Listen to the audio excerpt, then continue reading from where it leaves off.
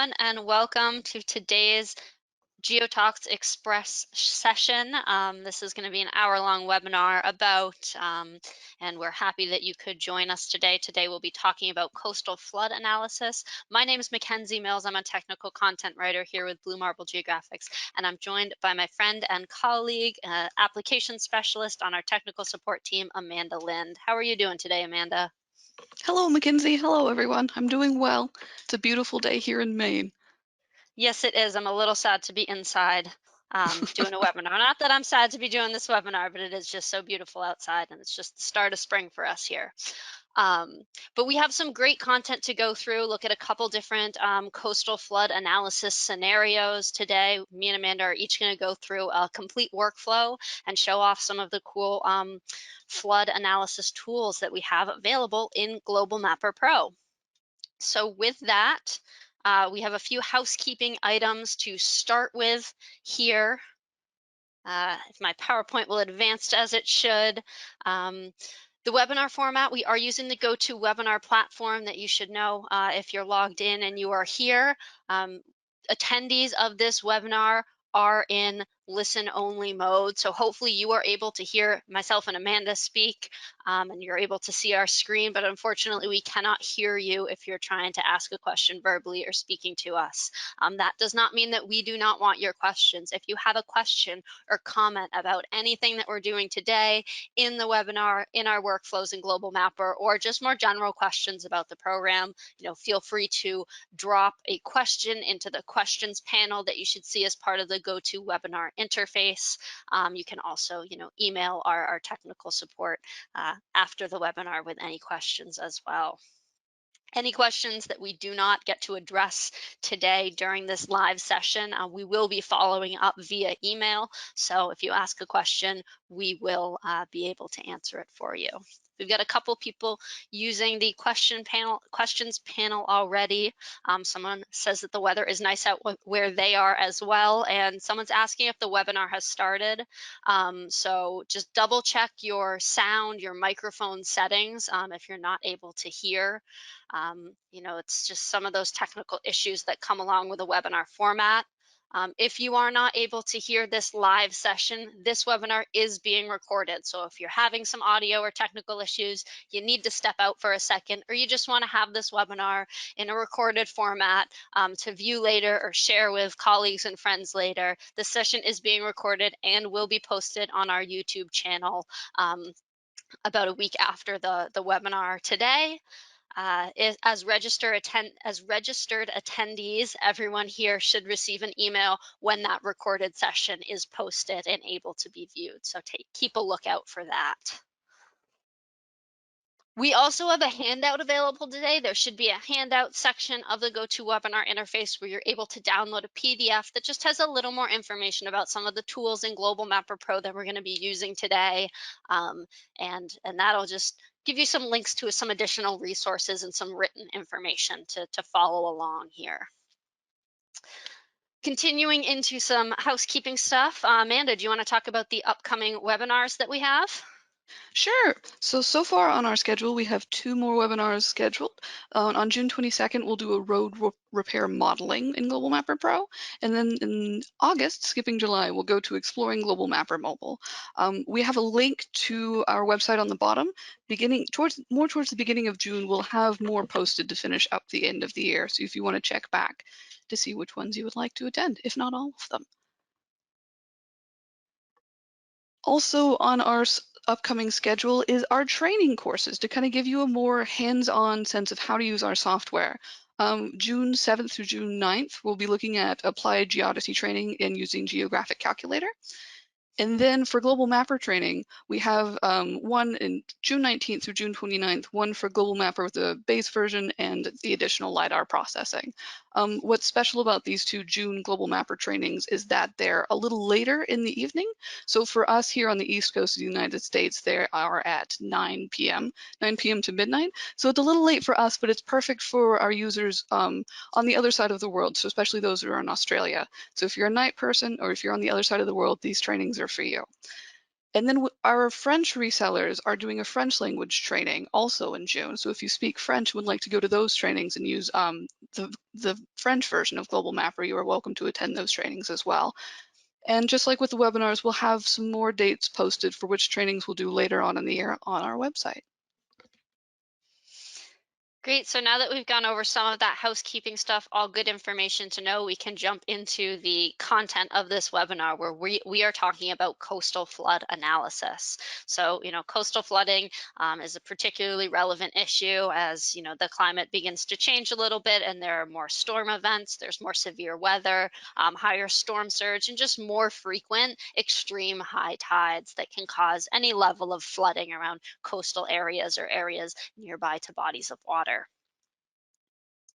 So some of the tools that we'll be using through this workflow in Global Mapper, Amanda and I will both be touching on some of these, is first access to online data, the online data tool in Global Mapper for streaming some data for a study area into the program. We're also going to be looking at terrain data, the coastal flood analysis. The flood analysis tools we'll be using rely on terrain data, so we'll do some terrain visualization and explore that a little bit further. We're able to display water level as well, sort of in with that terrain visualization and display is water level visualization, displaying water at a particular even elevation level for a bit of local visual analysis. And then there's a more intense terrain analysis process with the water level rise or flood simulation tool in Global Mapper. Amanda and I will both go through and use this one to simulate a particular water level rise or flood event in an area in order to create a flood extent model. We'll also talk a little bit about Global Mapper scripting and some methods for workflow optimization, and we'll take a look at a Global Mapper script, and we will talk about spatial operations. So after doing some flood analysis, creating a flood model, how can we bring in other vector data and use the spatial operations tool to analyze the relationships between vector features?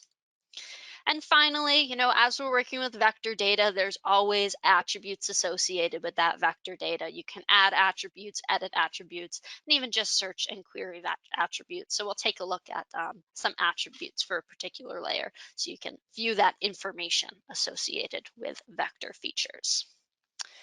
So with that, I think I'll keep the mic, Amanda, and jump into our first workflow here, jumping into Global Mapper. And we will start off with a high tide, a tidal flooding simulation here for the area of Charleston, South Carolina. So here I have some terrain data loaded into my Global Mapper workspace. This is USGS 3DEP terrain data, and this actually was streamed into Global Mapper from an online source, and I exported it to a local file. It is elevation data, and we can see by the elevation shader on the left side of the main view here that there is about 45 to 50 feet of elevation variance over the data being displayed right here.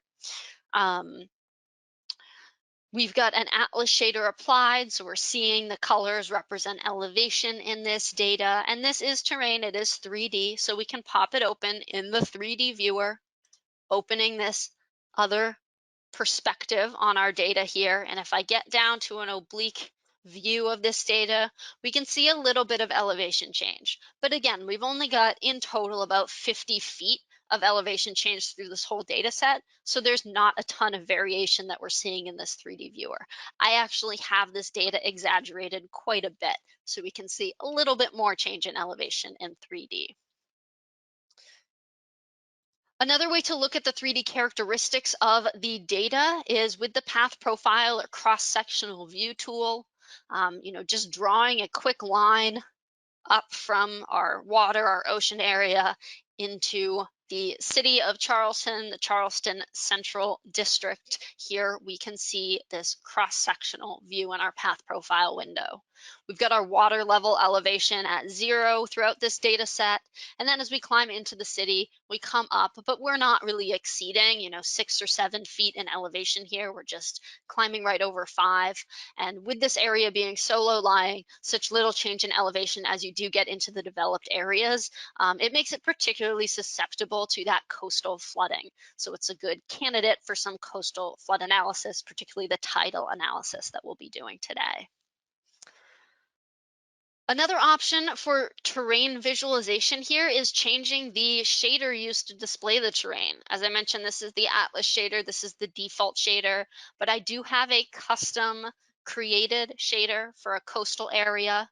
This is something that I did create in Global Mapper here through the configuration settings, and I like this visualization a little bit more. I find it a little more appealing. We've got our water in blue, of course, fading into some tan brown hues, and then up to green for our marshy and defined land areas. So we're still seeing elevation represented here, just with a slightly different colorway, and that is again reflected on our terrain shader and our legend here. So we've got our study area. Again, this is Charleston, South Carolina. Right in the center of our screen is the Charleston Central District, where there is a denser population and there may be more exacerbated impacts of tidal flooding.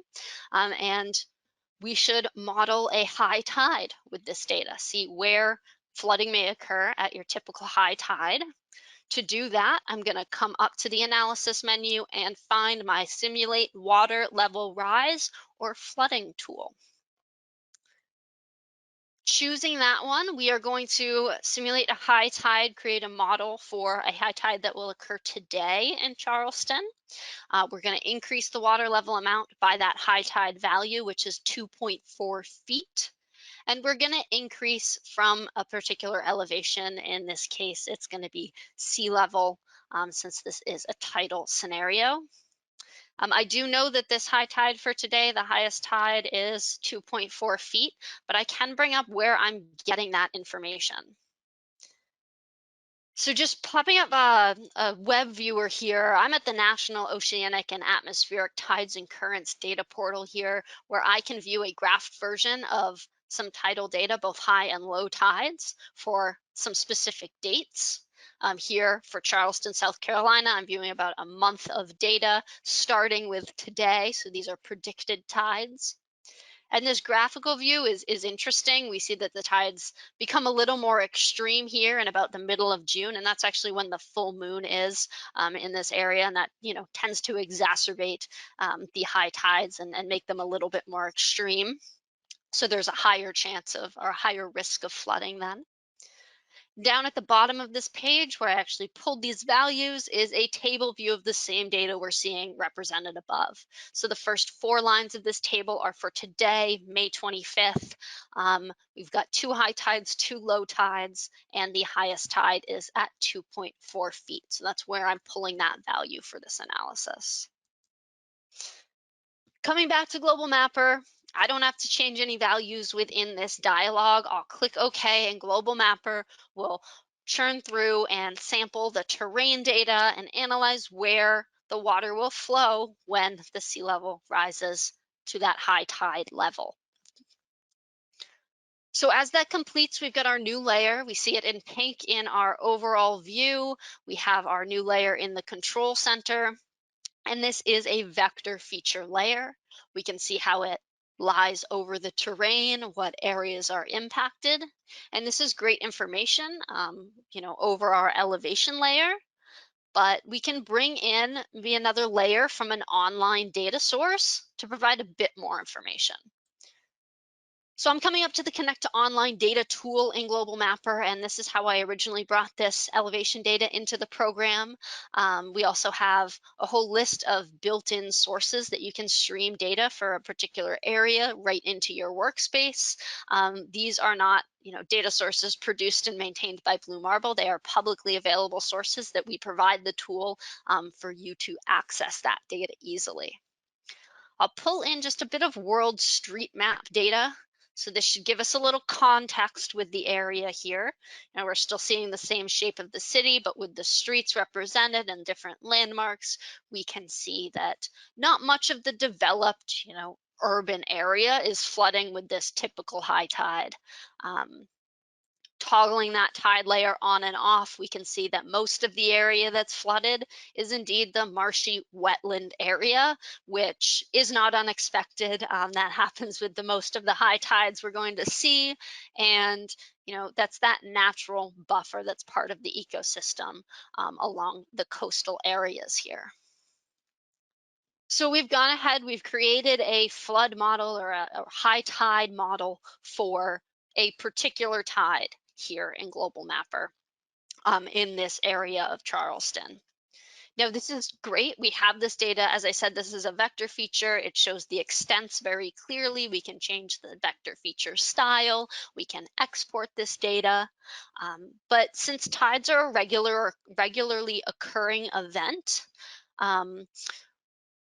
you typically would need to analyze more than one tide at a time. Now, I can, of course, return to this user interface, simulate water level rise tool, and repeat this for maybe the next high tide for the 26th and so on, repeating this process, building up a library of layers in the workspace.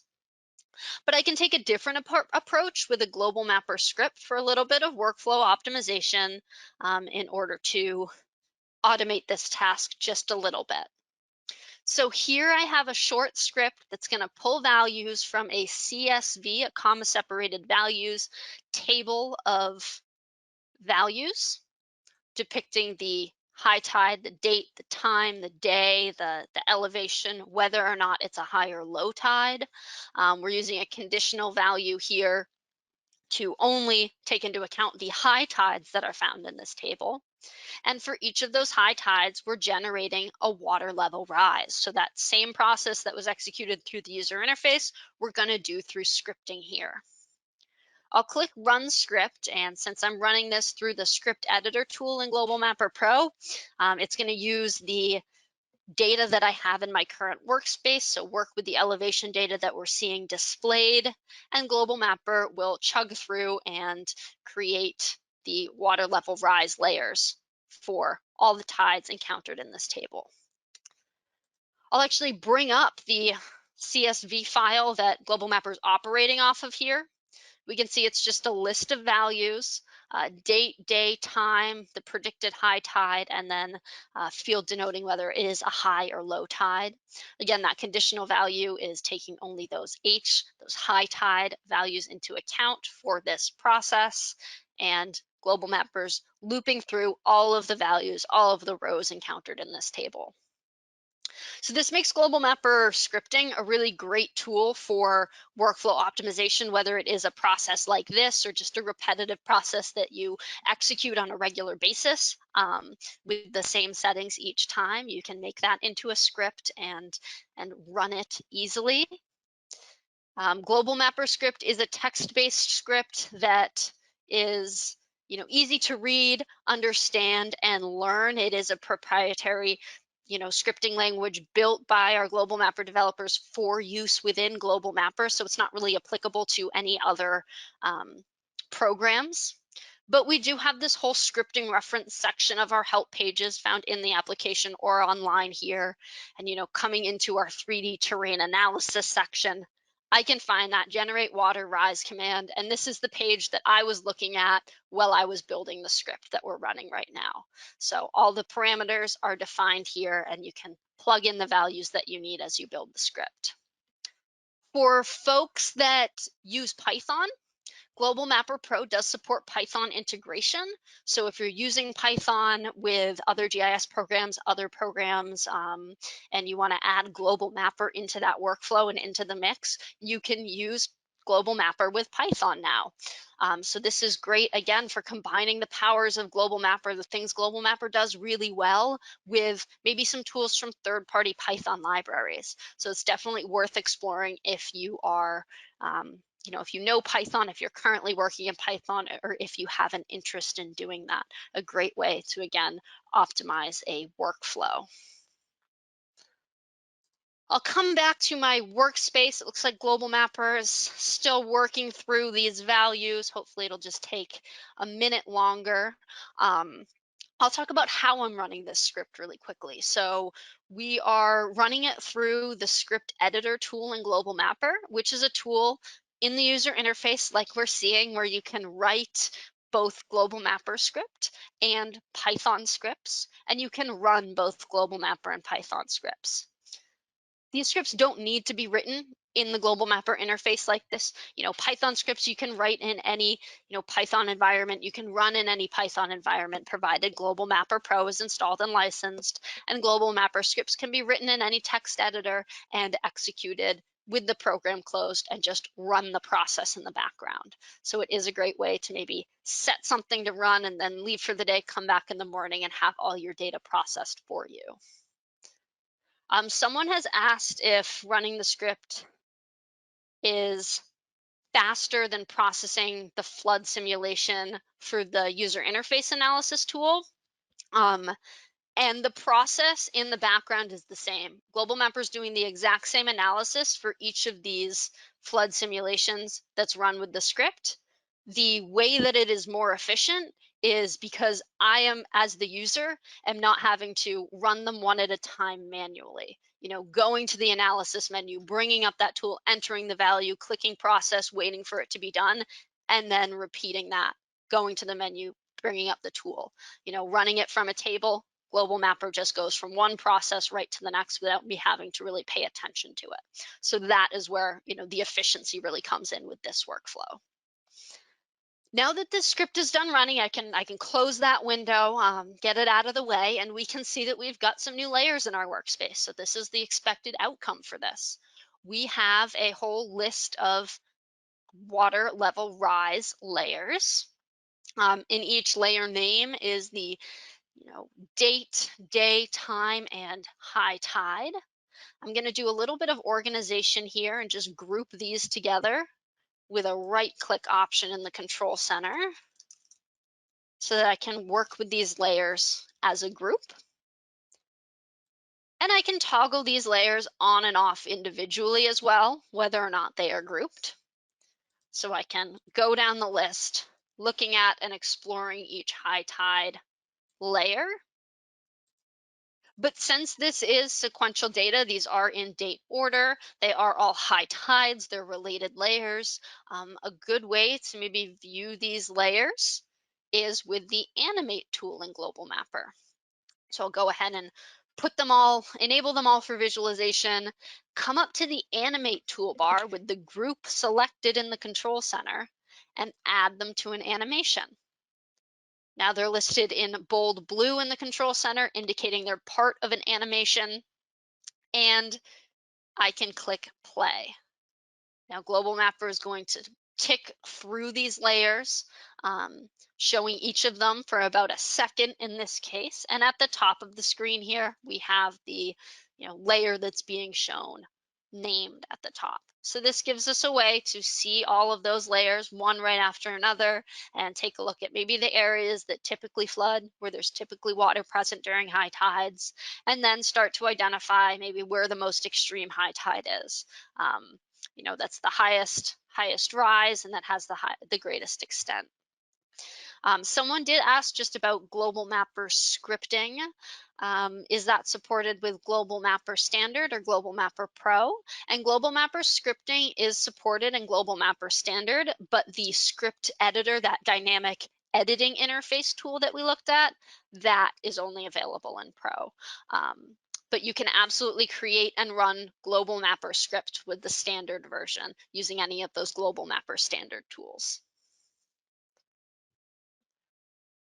So as we're looking at this animation, there are buttons on the toolbar to slow down and speed up the animation as well.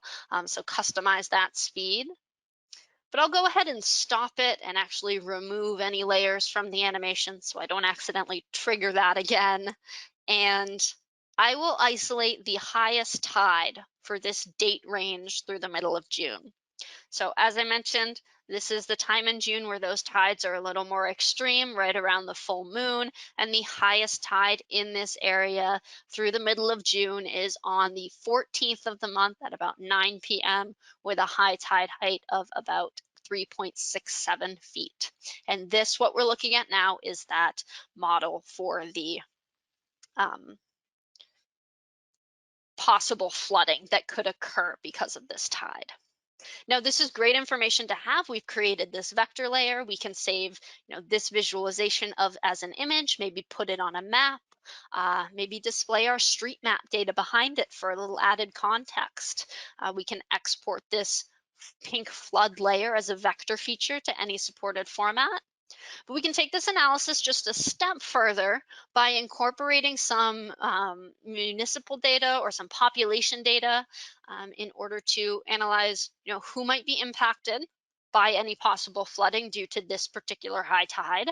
And that's always good information to have so that residents and businesses and regions can be better prepared for any possible flood event.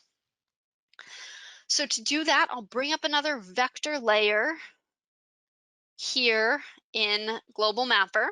I'll toggle off the tide data for just a moment. And we can see population by block here from the 2020 census for Charleston, South Carolina, with the darker color purple blocks being higher population than the lighter colors.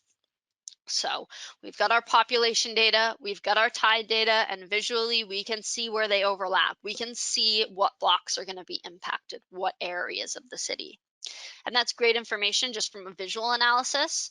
But to pull out these specific blocks that some part of them will be impacted or are at high likelihood to be impacted by this high tide, we can do some vector feature editing with the spatial operations tool.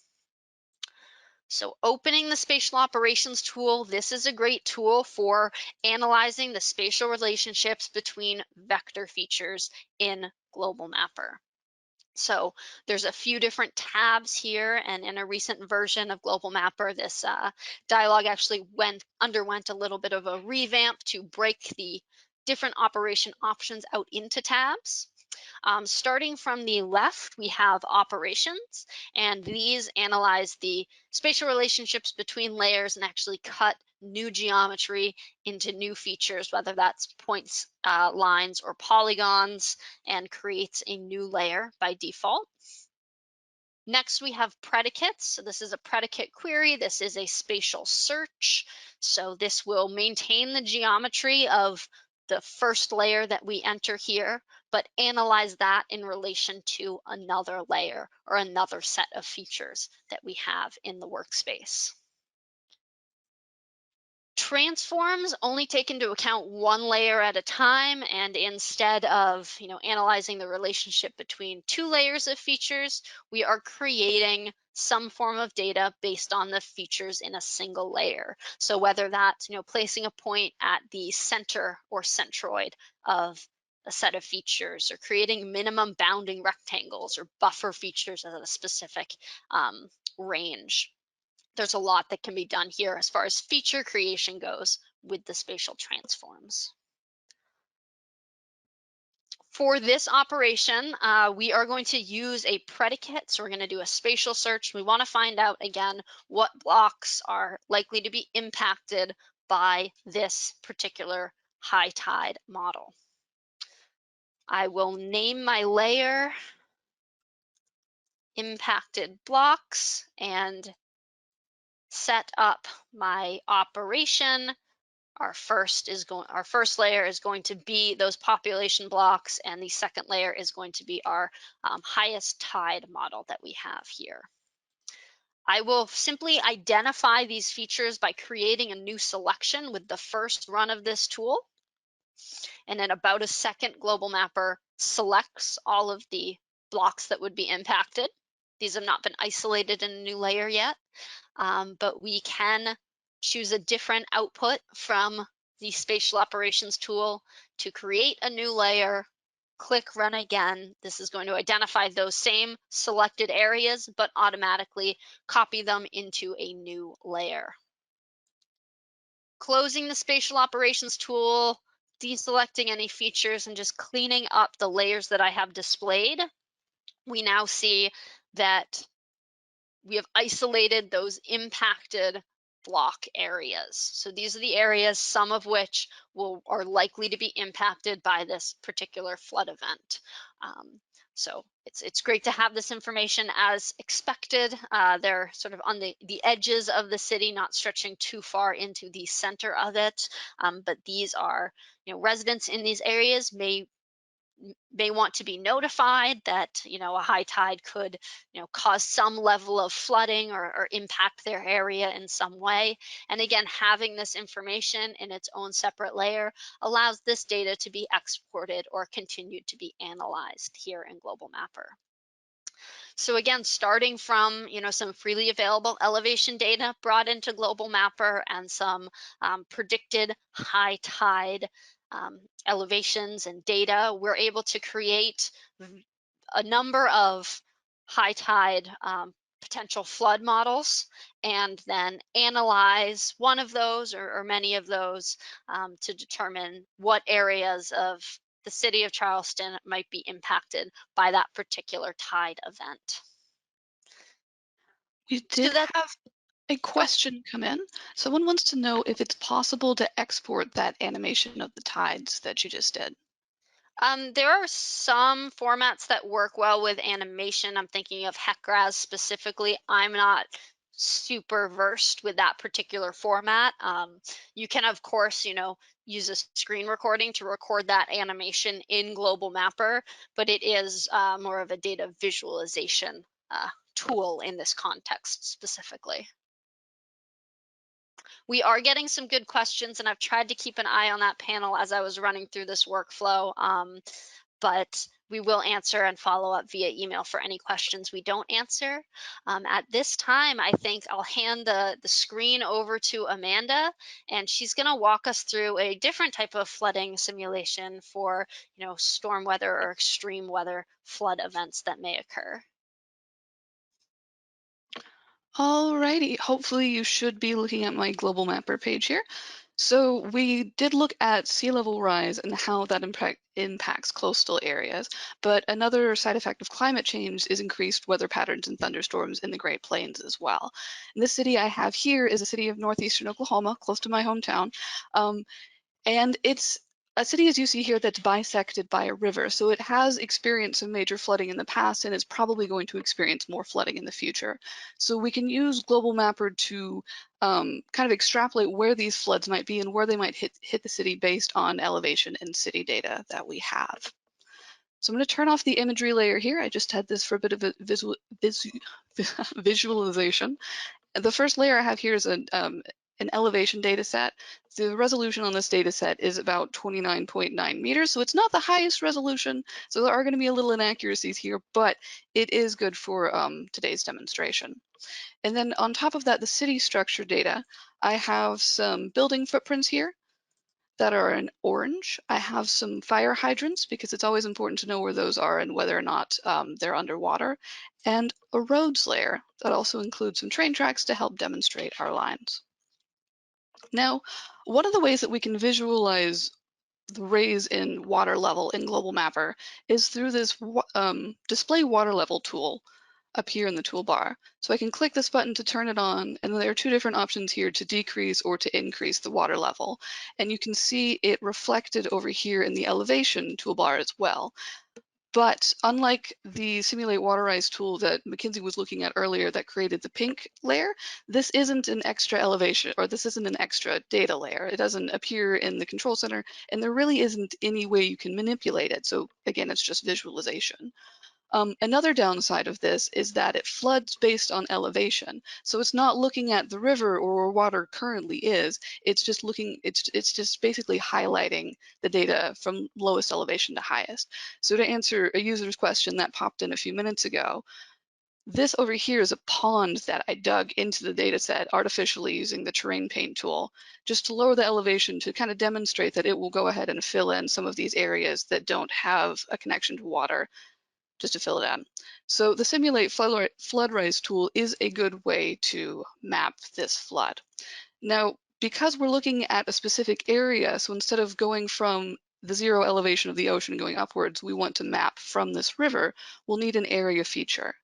So to do that, I have pulled this National Hydrological Data line layer here. Then this maps the This maps the Caney River as it bisects the city. That line layer came in without any elevation data, so to add the elevation from the DEM, I grabbed the digitizer tool. I selected the line feature, all of them, right click, I went to analysis measurement, and I applied the elevations to the selected features. So that's how you add elevation to vector data from a DEM. Now again, to use the simulate water level tool, we need an area feature. So I used the buffer tool to buffer around the lines, and I created this Caney River buffer area. I'll go ahead and select it so you can see it a bit more clearly. Oh, wrong layer. There we go. Clear selection. Just the river. So we can see that we have a buffer surrounding the banks of the Caney River, and we're going to use the simulate water level tool to raise the water level and to see how far from these banks it will rise based on a given increase in water. So once again, under the analysis toolbar, simulate water level rise and flooding. Instead of using the elevation option that works well with oceans, I'm going to choose this option here to increase from the selected area. So that's going to increase from our river down there. The water level increase amount, I'm putting this in at 15 feet based on historic data. That's about their average maximum flood. So we can see where the maximum floods are, but you can also increase and do different layers to compare the different area layers as well. Again, the resolution 27.2, it's just based on the resolution of my DEM here. So it's automatically populated. I would click OK to go ahead and process this, but I'm working on a little laptop, which would take quite a bit of time to process. So like a fancy baking show, I'm going to pull the pre-made option out of the oven so we can see this hot pink watershed that it has created underneath it.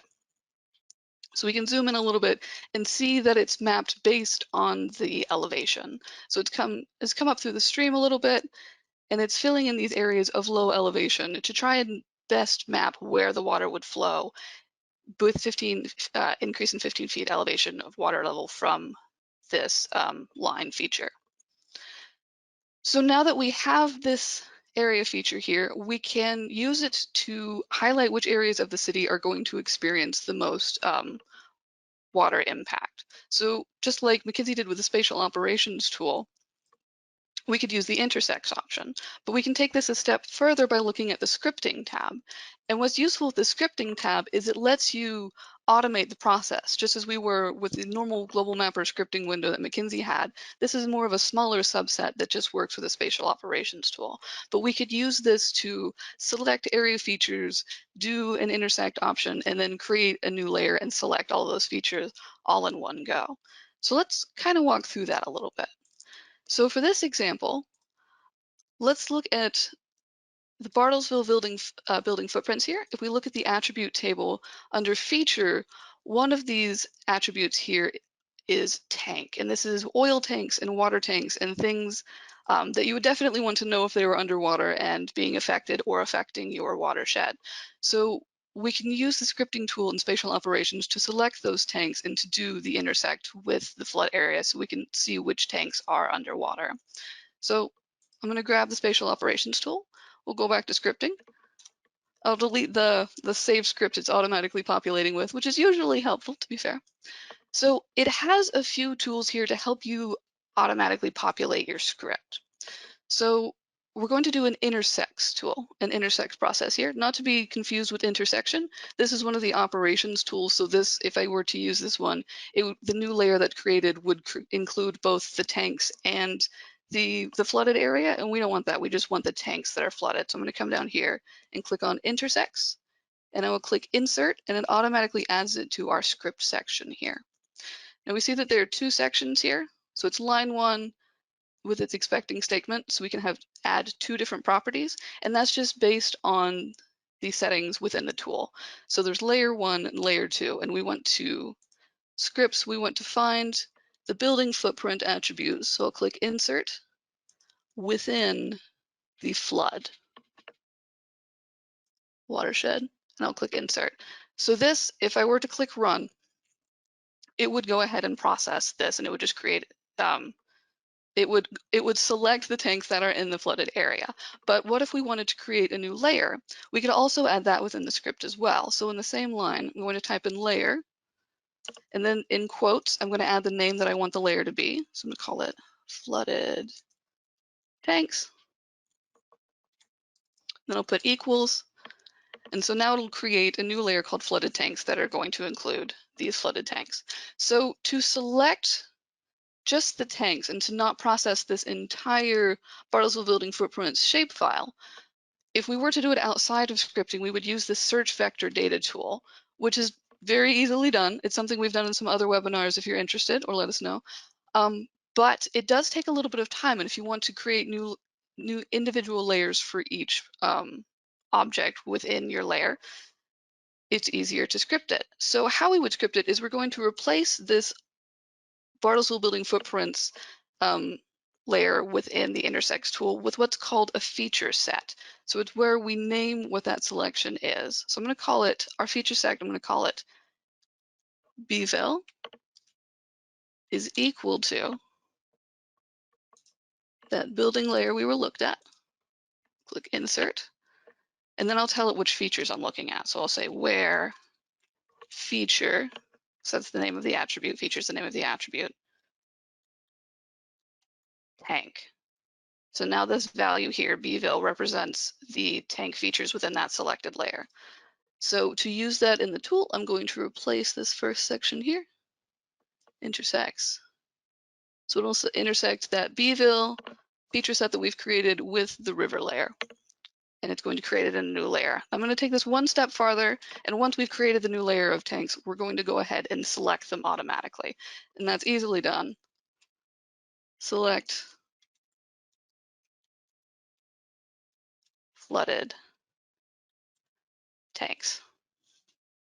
Now it gives me a script status OK down here on the bottom, and that's mostly looking at the formulaic options, so there aren't any misplaced quotation marks or anything like that, but do take note that it doesn't take into account any typos in your layer names. So with this set, I'm going to go ahead and click Run, and it creates it. It proves that I can type and talk at the same time. So we have our new flooded tanks layer here. I can turn off the city layer so we can see these tanks individually, and they are automatically selected. Now, something else that you can do if you live in the United States is the FEMA's National Flood Hazard map, and this gives you the opportunity to download GIS data of the flood maps that they've already created into Global Mapper. So Global Mapper, you download it as a file and then import it into Global Mapper. We support over 384, I think was the last count that I saw, different file types. And so we definitely support the FEMA GIS data that's downloaded. And I've grabbed some of that here. So we can click on that and zoom in a little bit. I can also click on city structure to add our context back. And so this elevation data set that we were looking at is based on LiDAR and low resolution, so it doesn't take into account some of the ditches, but we can also see that even at the low resolution, the flood map that we created does pretty well match that FEMA map that we were bringing in. Someone wants to see the URL for flood data. Let me bring this back over real quick. So this is the hazards FEMA map.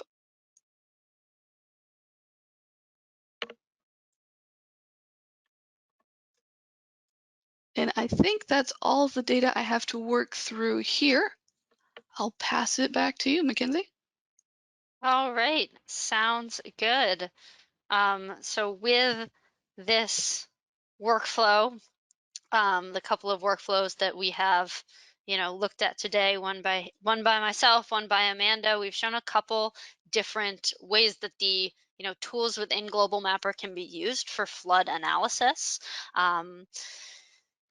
With some workflow optimization, we looked at scripting in the context of running a Global Mapper script to run an analysis process. We talked about Python, and we also Amanda just demonstrated how you can use some scripting to run a more complex process with the spatial operations tool as well. So getting into some more advanced use of Global Mapper.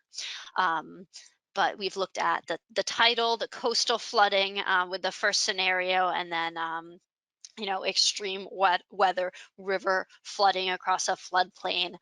With the workflow Amanda went through, a couple different ways that flooding can be analyzed in Global Mapper and intersected with other data layers for meaningful landmarks or municipal assets.